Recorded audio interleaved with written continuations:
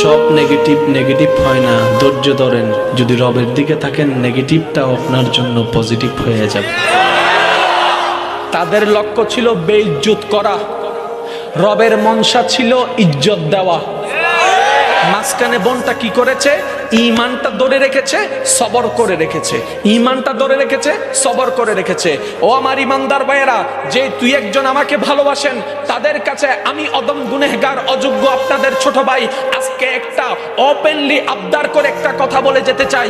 যদি চাচাই আপনাকে জ্বালাই, মামাই আপনাকে জ্বালাই, ভাই আপনাকে জ্বালাই, নিরাশ হয়েন না, নিরাশ হয়েন না, প্রতিশোধ নিয়েন না, সবর করে বসে থাকেন।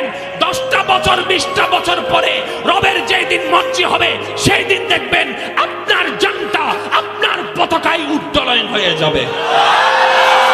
মামলায় যেয়েন না, আমি হাত জোর করে বলছি, মামলায় যেয়েন না।